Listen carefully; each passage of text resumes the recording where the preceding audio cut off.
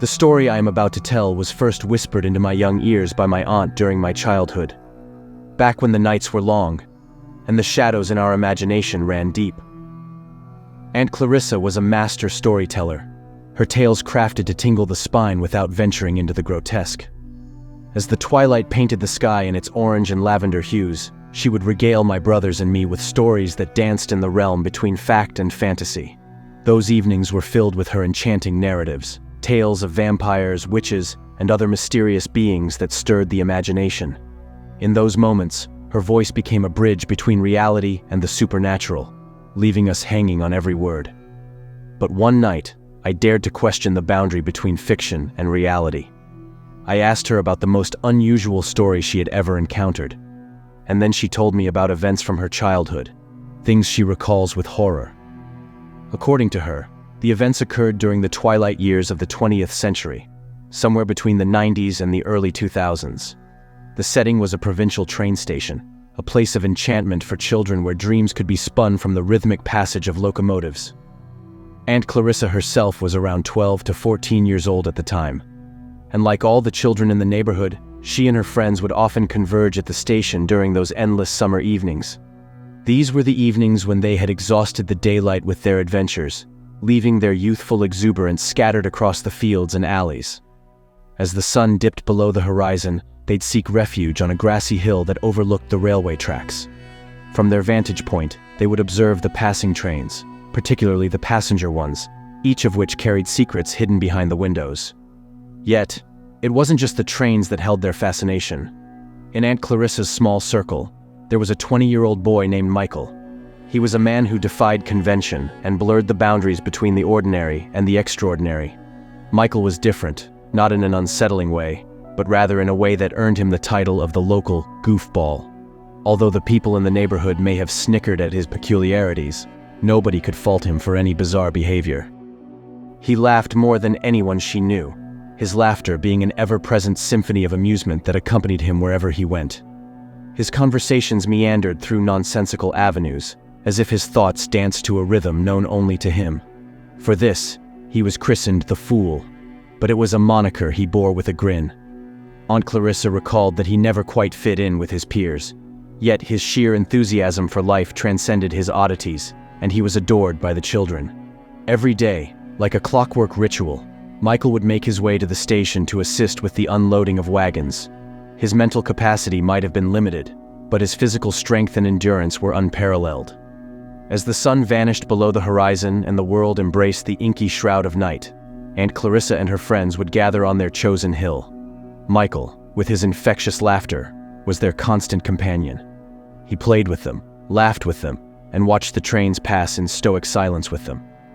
This ritual seemed to ground him, a brief respite from the world's complexities. Michael, the local fool, had inherited a modest house that clung to the edge of a street running alongside the railroad tracks. His parents had met tragic ends, circumstances shrouded in a heavy cloak of mystery. Despite the sorrow that weighed on the place, children from the neighborhood flocked to Michael's home. Here they found a sanctuary where untidiness was not frowned upon, and play had no boundaries or fear of breaking anything. It was a haven of youthful exuberance. Yet, it wasn't just the unruly freedom that drew the children to Michael's house. The walls of that modest abode were adorned with his paintings. These weren't mere scribbles or abstract interpretations, but intricate creations that beckoned reality. Michael's brushstrokes portrayed landscapes and faces with an uncanny realism that left observers awestruck. And then there were the poems, born of his wandering thoughts, left to evaporate into the ether, unrecorded. His ailment had led him down a path of isolation, particularly from the opposite sex. The girls in town had always been a source of trepidation for him, and one could only speculate that they didn't take him seriously. With his towering frame and thick beard, he might have seemed an intimidating figure to some, but those who looked beyond his imposing appearance discovered a gentle soul. One summer evening, bathed in the warm golden glow of June's sunset, Aunt Clarissa, her friend, and Michael once again gathered to witness the rhythmic passage of trains. At this quaint station, trains were not a common sight, and passenger trains never made stops here. They'd merely slow down, as if coyly flirting with the idea of allowing the town to catch a fleeting glimpse of their mysterious contents. As the sun dipped below the horizon, painting the sky in hues of crimson and violet, the trio knew it was time to return home. They stood there, beside the railroad tracks, silently bidding farewell to the final train of the evening. It was then that the ordinary gave way to the extraordinary, and the thread connecting the tangible to the enigmatic began to unravel. From the tail end of that last train, a figure moved with astonishing dexterity. It vaulted gracefully from the carriage's edge, landing deftly on the gravel-covered sleepers that lined the tracks. The figure froze in a crouched position, silhouetted against the fading light. Aunt Clarissa, her friend, and Michael stood transfixed, their hearts pounding in the eerie silence that followed. In the waning light of that eerie summer evening, the woman who had leaped from the train carriage slowly rose to her feet, her lithe form poised with an uncanny grace. She pivoted, and the children, along with Michael, were struck speechless. The unforeseen trespasser was no phantom or specter as one might expect in tales of the supernatural. She was, instead, a woman, a remarkably alluring woman to be precise. While the grassy hillock concealed the children from the newcomer's view, her attention was drawn to the world beyond them. Positioned between the railroad tracks, her eyes fixated intently on the surrounding bushes and trees. A palpable tension hung in the air, as though she was ensuring that her acrobatic performance had gone unnoticed. With a shake of her head, a cascade of jet-black hair tumbled down her back, an inky waterfall against the fading light. Unsuspecting Michael and my aunt, unable to resist the lure of this unprecedented sight, instinctively crept closer to get a better view. And then their eyes met those of the mysterious stranger. The woman's countenance remained an enigma, devoid of emotion. Her lips parted, hinting at either a broad, welcoming smile or an impending shout. And that's when it happened. A revelation that shattered the quietude of that forsaken railway embankment. Aunt Clarissa, her gaze locked with the woman's, bore witness to a sight that defied explanation. The stranger's grin, while seemingly benign, unveiled a set of teeth that were anything but human. Small fangs, eerily reminiscent of an animal's, punctuated her otherwise mundane smile. These fangs were slightly larger than anything they'd ever seen in a human mouth, and it was this oddity that left an indelible mark on their memory. The woman, despite her bizarre dental anomaly, exhibited no immediate threat. But in the moments that followed, the world around them would plunge into the depths of the inexplicable. The stranger, with feral agility, dropped to all fours and began to gallop along the railway embankment. Her movements were both lithe and primal, a stark contrast to the scene of innocence that had played out moments before. A few dozen meters further along, where the dense forest abutted the tracks, she sprang forth into the underbrush, disappearing amidst the shrouded trees and bushes. Aunt Clarissa and Michael, frozen in place, stood transfixed. Michael's jaw dropped, and no matter how hard he tried, he couldn't get it to close. His bulging eyes remained locked on the spot where the enigmatic intruder had vanished into the obscurity of the forest. Following that fateful encounter with the enigmatic woman on that twilight evening, a somber transformation overtook Michael. The vivacious, cheerful man who had once been the life of the town seemed to vanish, retreating into a cocoon of solitude. His words became rare as if they were pearls of wisdom never to be cast carelessly. He walked the streets of Hamlin with a contemplative air, and his internal musings remained veiled in silence, an impenetrable fortress. Those who dared to question him found their inquiries met with an unwavering wall of stoic silence. The jovial spirit who had once laughed and bantered with his peers now sat alone, an enigmatic figure amidst the walls of his small house. He was consumed by the artistic fervor that had taken hold of him, with his fingertips cradling pencils and brushes like talismans. Michael's creations were enigmatic, much like the woman who had captivated his thoughts and inspired his art. Each portrait was an ode to her, dark waves of raven hair cascading down, eyes that sparkled with an inner fire. It was as if he were reaching for an elusive memory, attempting to etch it onto canvas. He could never forget that figure, the stranger who had sauntered into their lives and then vanished. The news of that peculiar evening's events inevitably traveled through the close-knit village. But what might have seemed a fantastical story was greeted with skepticism, dismissed as the product of youthful imaginations running wild. The stranger with her mysterious smile and peculiar fangs became a source of amusement rather than dread. She was relegated to the realm of mere anecdote, a tale one could share around a campfire, serving as fodder for laughter and dismissive nods. However, the winds of change began to blow, subtly at first, then with increasing force. It all began with the vanishing of one of the town, someone who had ventured into the woods and had not returned. Such tragedies, while not completely unheard of, were exceedingly rare in a place where every resident knew the forests like the lines on the palms of their hands. It was a deeply unsettling occurrence that weighed heavily upon the hearts of the townsfolk. The town rallied together, its residents forming search parties that combed the woods, leaving no stone unturned in their quest to locate their missing neighbor. Yet, as day bled into night and their fervor turned to frustration, hope waned, and the somber realization settled in: no trace of the lost villager would ever be found. The forest, which had been their companion for generations, remained silent, its secrets shrouded in shadow. Just as Hamlin was beginning to recover from the shock of this loss, a mere week later, another tragedy unfurled.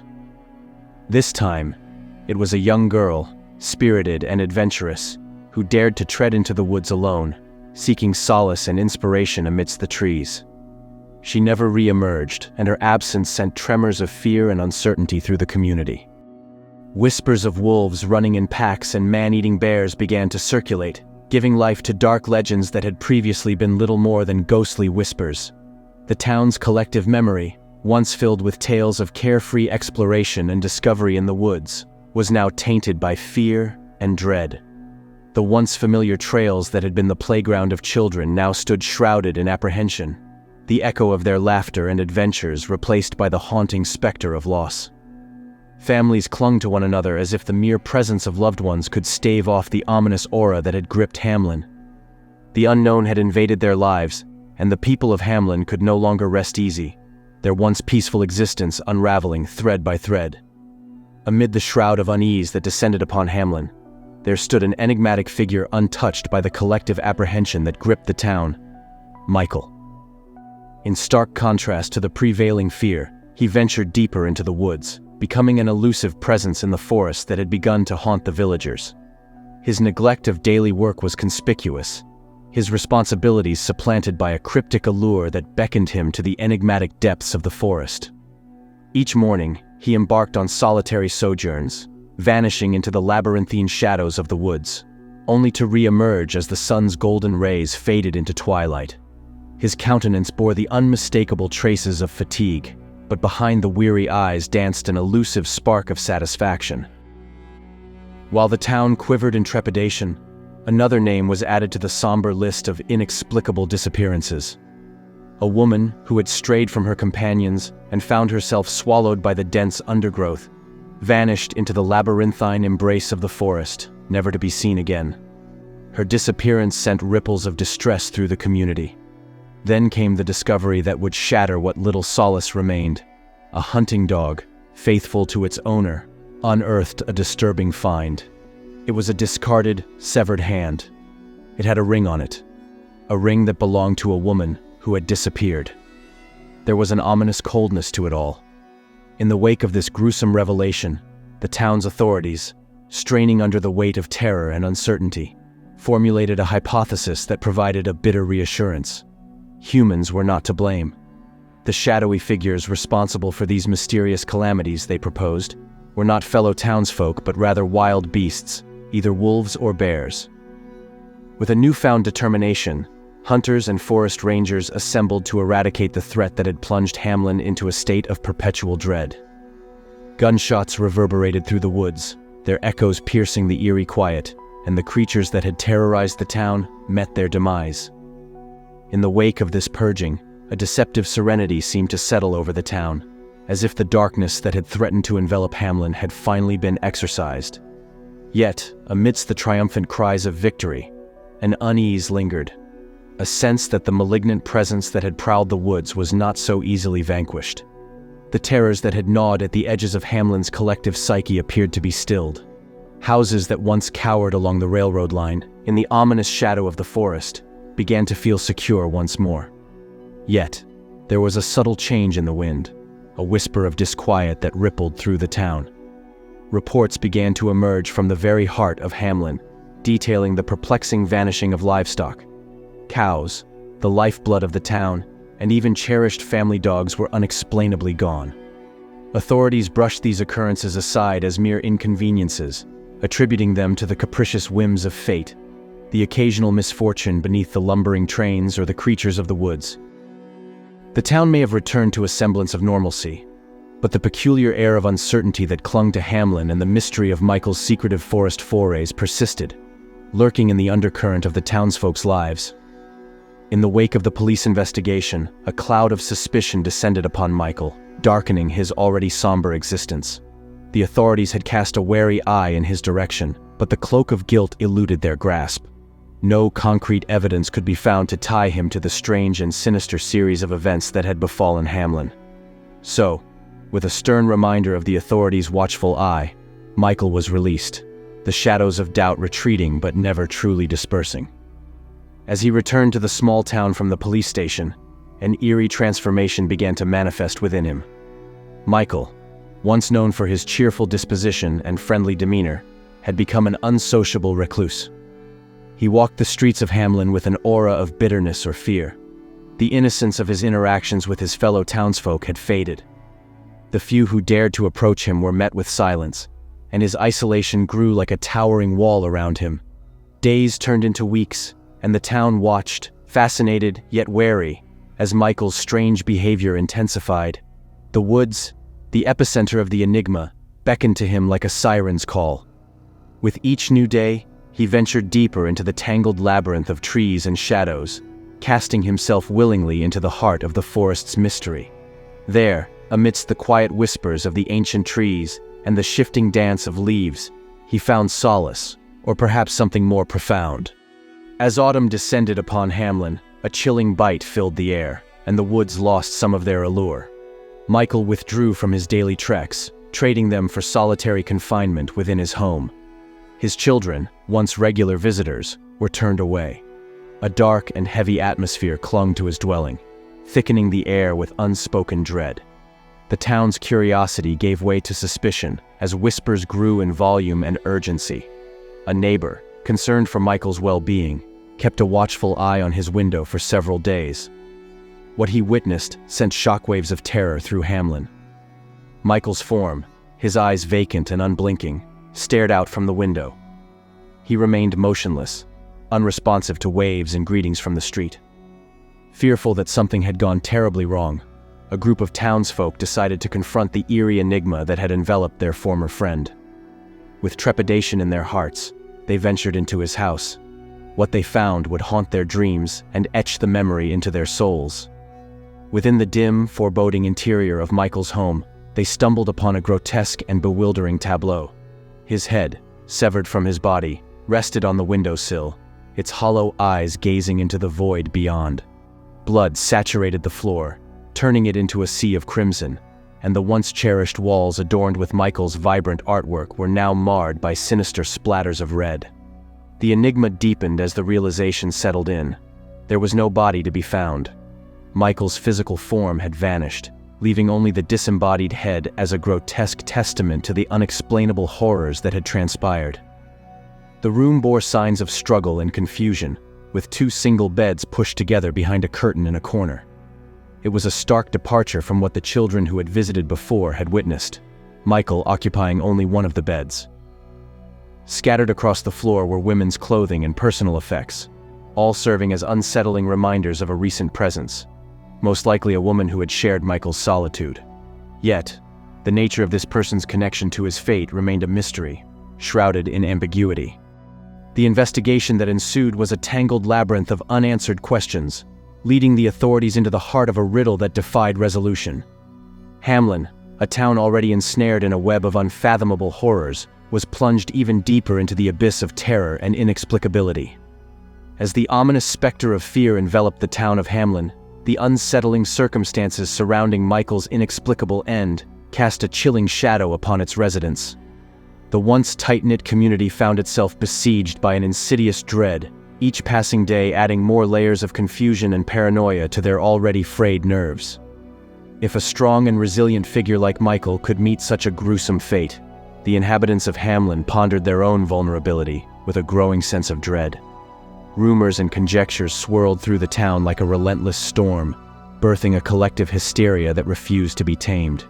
Whispers of a malevolent werewolf dominated the conversation, and particularly the elderly among them recalled vague tales from their childhood, tales that had always seemed like distant folklore until now. Those long-buried stories took on an eerie resonance, fueling the pervasive belief in the supernatural. The townsfolk, driven to the brink of madness, took matters into their own trembling hands. One fateful night, the town's collective fear found a harrowing outlet.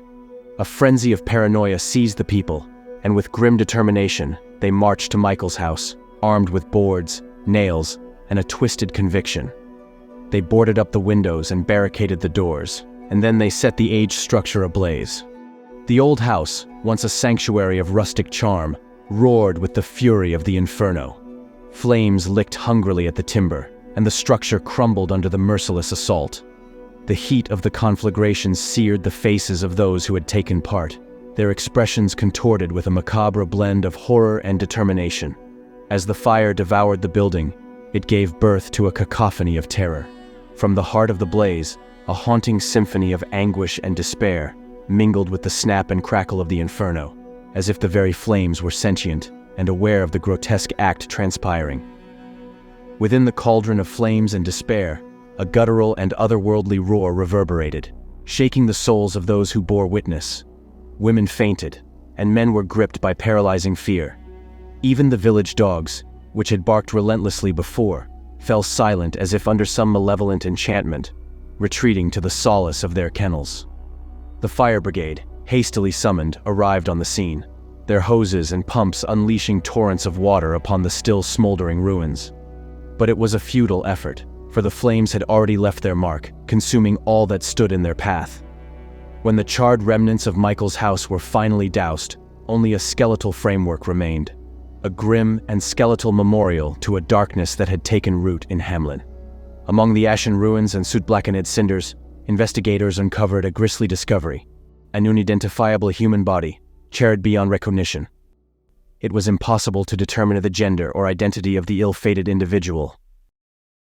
But one detail stood out like a malevolent omen. The mouth, amidst the devastation, still held an even row of teeth, fangs that protruded like twin peaks. Such dental anomalies were inconceivable for an ordinary human, further deepening the enigma.